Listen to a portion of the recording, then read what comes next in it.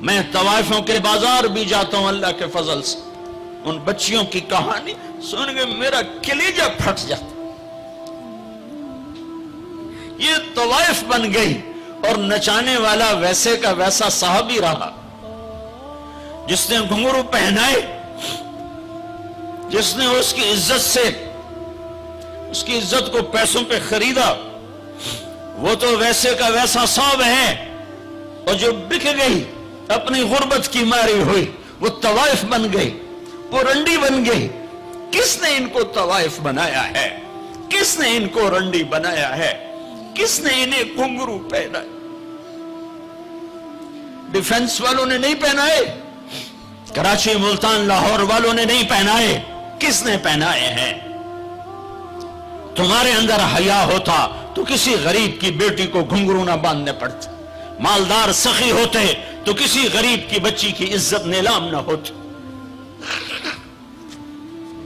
بنی اسرائیل میں ایک نوجوان تھا، کفل اس کا نام تھا، میرے نبی نے قصہ سنا ہے ترمذی میں۔ وہ روزانہ نئی لڑکی لاتا تھا اپنی عیاشی کے لیے۔ ایک رات ایک لڑکی کو لے کر آیا، 60 دینار آج کا 30 لاکھ روپیہ ہے، 60 دینار آج کا 30 لاکھ روپیہ ہے، ایک رات کا۔ جب کمرے میں آیا تو وہ لڑکی بیٹھی رو رہی تھی، تو کفل نے کہا کیوں رو رہی ہو؟ میں زبردستی تو نہیں لایا۔ تو اس لڑکی نے کہا کفل میں عزت دار ہوں، میری عزت نیلام ہوئی ہے فقر کی وجہ سے، میں عزت دار ہوں، میری عزت آج نیلام ہوئی ہے فقر کی وجہ سے۔ جب مالدار لوگ غریبوں پہ خرچ نہیں کرتے، گاڑیوں کے ماڈل بدلتے ہیں، ہر سال نئے پروجیکٹ لگاتے ہیں، تو پھر غریبوں کی بیٹیاں نیلام ہو جاتی ہیں۔ کسی کو بٹھا دو، نون لیگ آ جائے، کاف لیگ آ جائے، یہ نہیں، اوپر سے فیصلے آئیں گے۔ وہ آئیں گے جب میں اور آپ اللہ سے صلح کریں گے۔ تو کفل رونے لگا، آنکھوں میں آنسو آ گئے۔ کہا بہن جس عزت کے ساتھ آئی تھی اسی عزت کے ساتھ واپس چلی جا، اور میں بڑا کتا انسان ہوں، میں تیرے آنسوؤں کے طفیل توبہ کرتا ہوں، جا میرے لیے بخشش کی دعا کر دے۔ اور کفل کو نہیں پتا ہونے والا کیا ہے آگے۔ وہ لڑکی گھر پہنچی، پیچھے کفل بیٹھا بیٹھا مر گیا۔ جس حال میں یہ زندگی گزار رہا تھا، کل اس کی میت کو کندھا دینے کوئی نہ آتا، غسل دینے کوئی نہ آتا، دفن کرنے کوئی نہ آتا۔ یہ ایسی غلط زندگی والا تھا۔ واہ اے میرے رب، دیکھ رہا ہے تو سن رہا، اور ہم تو محمد مصطفیٰ کے امتی بیٹھے، یہ تو موسیٰ علیہ السلام کا امتی ہے، اور ہم تو محمد مصطفیٰ کے امتی بیٹھے ہوئے ہیں۔ میرے رب کاش اپنے اللہ کو بھی کہیں ڈھونڈتے، کہیں اس کے حبیب کی پیاری زندگی ڈھونڈتے۔ ماؤں کو بخار چڑھا ہوا ہے، کتنے اے آئے، کتنے بی آئے، کتنے سی آئے۔ تاجروں کو بخار چڑھا ہوا ہے، اس سال پروجیکٹ مکمل ہوگا کہ نہیں ہوگا، اگلا کب شروع ہوگا۔ میرے رب نے اگلے دن جب صبح ہوئی اور لوگ اٹھے تو انہوں نے دیکھا تو کفل کے دروازے پر لکھا ہوا تھا بڑا نورانی چمکتا ہوا، ان اللہ قد غفر للکفل، اے لوگو اللہ نے کفل کو معاف کر دیا ہے۔ اس لکھنے کا کیا مطلب تھا کہ جاؤ کندھا دو، جاؤ غسل دو، جاؤ قبر میں اتارو، ہم نے معاف کر دیا۔ اور یہ تو اللہ کے نبی کی امت ہے۔ اگر اپنے مسائل کا حل کرنا ہے تو قرآن میں ڈھونڈو، ان ھذا القرآن یہدی للتی ہی اقوم، قرآن میں ڈھونڈو۔ وَنُنَزِّلُ مِنَ الْقُرْآنِ مَا هُوَ شِفَاء، قرآن میں ڈھونڈو۔ احکمت آیاتہ ثم فصلت من لدن حکیم خبیر، قرآن میں ڈھونڈو۔ وَتَمَّتْ كَلِمَةُ رَبِّكَ صِدْقًا وَعَدْلًا لَا مُبَدِّلَ لِكَلِمَاتِهِ، قرآن میں ڈھونڈو۔ إِنَّهُ لَقَوْلٌ فَصْلٌ وَمَا هُوَ بِالْهَزْلِ، یہ میرے رب کا کلام ہے، پیغام ہے۔ اپنا ہاتھ چھڑا کر اللہ کے حبیب کے ہاتھوں میں دے دو. میرے رب نے اعلان کیا یا سود چھوڑ دو یا میں اور میرا رسول تمہارے خلاف اعلان جنگ کریں گے. اور بڑی آسانی سے کہہ دیتے ہیں سود کے بغیر پھر تجارت کیسے چلے گی؟ یا اللہ کو راضی کر لو جو تجارت چلا. اللہ کا قرآن بھی جھوٹا، اللہ بھی جھوٹا، اللہ کا نبی بھی جھوٹا. چلے گی تجارت حرص و ہوس چھوڑ دو، چلے گی تجارت جھوٹ چھوڑ دو، چلے گی تجارت لالچ چھوڑ دو، چلے گی تجارت طمع چھوڑ دو، چلے گی تجارت ہوس چھوڑ دو. چلے گی. اللہ سچا یا میں سچا، میرا نبی سچا یا میں سچا. 100 میں 100 افسر رشوت لیتا ہو، جب ہر طاقتور ظالم ہو، جہاں کا غریب بھی ظالم ہو، جہاں ہر مرد عورت جھوٹ بولے، جہاں ہر آدمی داؤ لگے تو دھوکہ دینے سے باز نہ آئے. ریڑھی والا بھی دھوکہ دینے سے باز نہیں آتا. ہمارا مزدور دھوکے باز ہے کہ 8 گھنٹے کا کام 48 گھنٹے میں کرتا ہے. ہمارا مستری دھوکے باز ہے، 1 ہفتے کا کام 1 مہینے میں کرتا ہے. میں کہاں اور کیا کیا دکھاؤں. فیصل آباد فجر کی نماز پڑھ کے نکلا سیر کرنے، واپس آیا تو ایک ریڑھی والا نظر آیا دور سے، سفید پگڑی سفید داڑھی. ریڑھی والے عام طور پر ایسے نہیں ہوتے، دنیا کے بھی غریب ہوتے ہیں، دین کے بھی غریب ہوتے ہیں. تو مجھے بڑے پیارے لگے وہ بزرگ. تو میں جب ان کے قریب سے گزرا تو میں نے ان کو ایک دفعہ پھر یوں دیکھا، تو میں نے دیکھا ویسے رو رہے تھے خاموش آنسوؤں کے ساتھ، اور ان کا ایک ہاتھ تھا ریڑھی کے اوپر اور ایک ہاتھ تھا پیٹی کے اوپر، اور ایسے آنسو گر رہے تھے ایسے. میں کھڑا ہو گیا، میں نے کہا بزرگوں خیریت ہے، کیوں رو رہے ہیں؟ تو کچھ بولی نہیں. کھول کر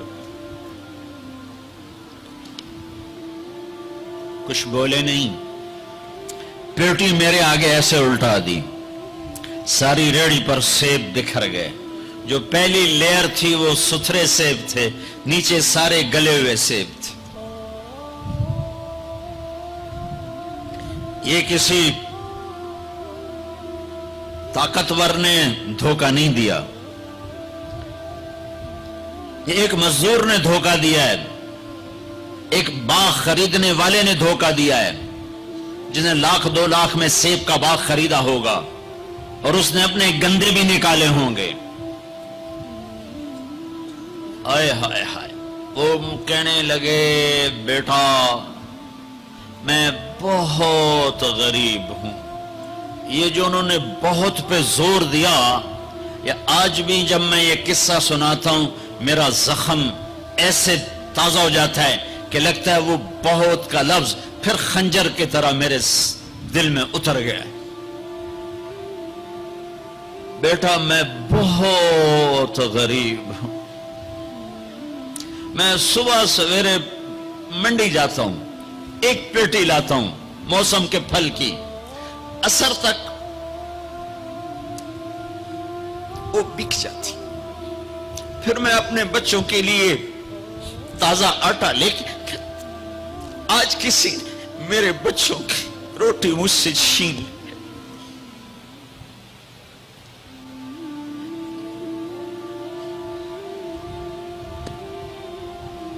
تمہاری پولیس تمہیں امن کیسے دے گی؟ تمہاری فوج تمہیں امن کیسے دے گی؟ جب میں نے تم نے سب نے اللہ اس کے رسول سے بغاوت کا جھنڈا اٹھایا. ان سب بڑے تاجروں نے بینکوں کو آباد کیا ہوا ہے، ان کا رونا کیا روں. چھوٹے چھوٹے لوگوں نے بھی سیونگ اکاؤنٹ میں پیسے رکھے ہوئے ہیں کہ ہمارے پیسے بڑھ رہے ہیں. کیوں نہیں خیال آتا کہ ہم نے اللہ کے ساتھ اور اس کے رسول کے ساتھ جنگ کی ہوئی؟ نماز چھوڑ دو اللہ ناراض ہے، شراب پیو اللہ ناراض ہے، روزہ نہ رکھو اللہ ناراض ہے، زکات نہ دو اللہ ناراض. یہ تو چھوٹے گناہ. کافر مشرک اللہ ناراض ہے. لیکن اس دھرتی پر صرف ایک گناہ ہے. اللہ کے واسطے میری سنو. عقیل نے بڑے بڑے لوگ بھی بلائے ہوں گے، اللہ کے واسطے میری بات سنو، میری فریاد سن. میں کوئی پیشہ ور خطیب نہیں ہوں، میں عقیل کے پیسوں پہ یہاں نہیں آیا ہوں.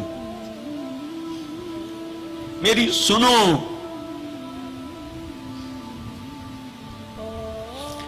میرا رب کہتا ہے یا سود چھوڑ دو یا پھر میں اور میرا رسول تمہارے خلاف جنگ کریں گے۔